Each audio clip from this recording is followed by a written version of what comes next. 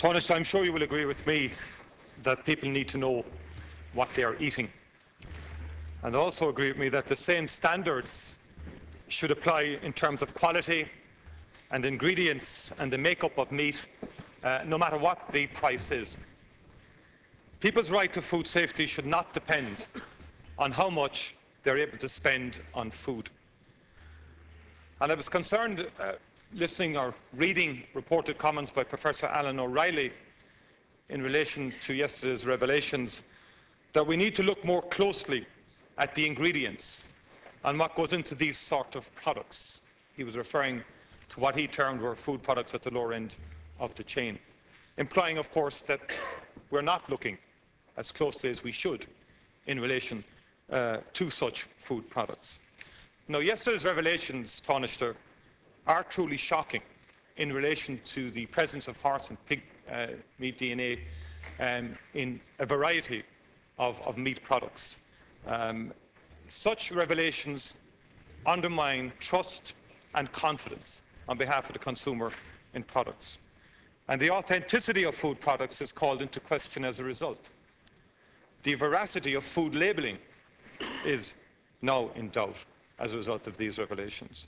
And I think the President of the IFA put it well this morning when he made a very pertinent observation that the extraordinary rigour that now applies in the food supply chain to the primary producer does not appear to be applicable or applied with the same degree of rigour to the processing end, and suggesting that there's a potential weak link in the food supply chain.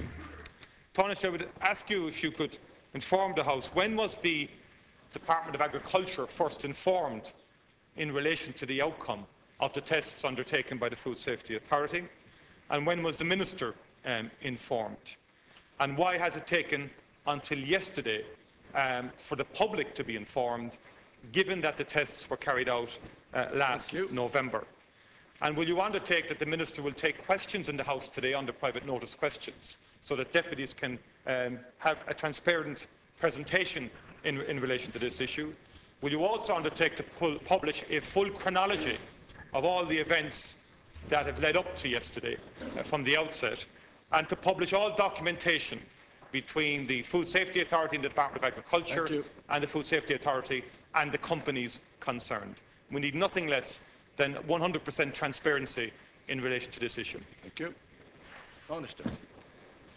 Well, first of all, I do agree with you, Deputy Martin, that people should know and have a right to know what they are eating and what the content of particularly processed food is, and that there should be no differentiation in that knowledge as between people who purchase expensive cuts of meat and those who purchase less expensive processed meat.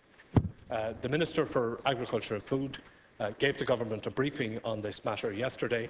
I have spoken with him this morning about it, and I'm very happy to make available to you the information that I have been supplied with by his department. The Minister himself will be willing to make whatever information he can available, and I'm sure will be make himself available to answer questions from members at the appropriate time. First of all, I think it has to be said that the Food Safety Authority has clarified that the results of the survey do not pose a public health risk, and that this is not a food safety issue. And it's important, I think, to clarify that for consumers and for the industry.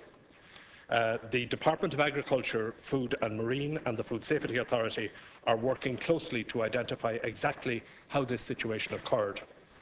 On receipt of the laboratory results from the Food Safety Authority, the Department commenced a full-scale investigation. The priority is to ensure the source of this problem is uncovered and appropriate action is taken to ensure that there is no question mark about the quality of beef products from Ireland. The investigation is focusing on the individual ingredients used in the manufacture of the affected batch. A number of these individual ingredients were imported into the state. The Food Safety Authority sampled 19 salami products, 31 beef meal products and 27 frozen burger products in a targeted survey on the authenticity of such products available from retail outlets in Ireland. The findings of the laboratory tests provided by the Food Safety Authority to the Department of Agriculture, Food and Marine on the 14th of January revealed the presence of equine DNA in some beef burger products, as well as trace or minute amounts of porcine DNA. The survey results showed the presence of equine DNA at a high level, 29% of the meat content, in one particular sample of frozen burger. On receipt of the laboratory results, the Department of Agriculture, Food and Marine immediately initiated an investigation in the particular plant which produced the burger, showing the higher finding to determine the source of the equine DNA. The investigation is focusing on the individual ingredients used in the manufacture of the affected batch. A number of these ingredients were imported into the state. The Food Safety Authority published the findings of the survey on the 15th of January, emphasising that there is no food safety risk. The Food Safety Authority also stated that the retailers, Tesco's, Dunn, Lidl, Aldi and Iceland, selling the products were removing all the implicated batches from sale. The detailed results are as follows. 31 beef meal products were tested, 21 showed trace or very low levels of porcine DNA, all were negative for equine DNA. 19 salami products were tested, all were negative for equine DNA. 27 beef burger products, with one exception mentioned above, 10, with the one exception, that was the one with the very high level. There were 10 with trace or very low levels of equine DNA, and 23 with trace or very low levels of porcine DNA. I can supply the Deputy with the details, the timeline in which these tests were carried out, if you wish. Thank you. Deputy Martin. Yeah, I thank the Tánaiste for his reply. I think the timeline is very, very important. I think the Minister himself has just been on radio, I learn, when he is saying that the Department was actually first informed on the 21st of December about the outcome of the tests, and that the Department somehow were asked then by the FSAI to assist the FSAI in getting more samples. And what I'm interested in is, in December, it was clear that there was disturbing outcomes from the tests that were started in November, and it was considered that more tests were required. What informed the decision not to publicly make those results available, if I'm correct in terms of interpreting what the Minister said on national radio just some minutes ago? Can you explain why, or what informed the decision-making process that resulted in the issue only being published yesterday? Because surely if the tests were indicating worrying results in terms of the presence of such material in meat, the public should have been alerted far earlier. And can you undertake that not only will you, and I appreciate you've said you will publish the chronology, but that all documentation between the FSAI and the Department from the outset of this situation would be published, and that we don't have to, like we've had to in other cases, go through the laborious method of freedom of information to ascertain what's vital documentation in terms of the public interest. Well, as I said earlier, I spoke with the Minister for Agriculture, Food and Marine this morning, and he is very clear that he will be very open in respect of providing information to the public and to the House about everything that happened here. I can provide you with the information I've been given by his department this morning in respect of the timeline. The Food Safety Authority took first samples in mid-November, and those were tested in a lab called Identigen.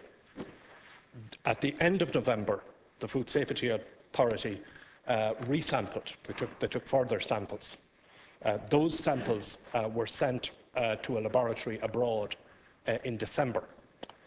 The Department of Agriculture, Food and Marine, on the 21st of December, was requested, at the request of the Food Safety Authority, assisted the Food Safety Authority in taking samples of ingredients at some processing plants.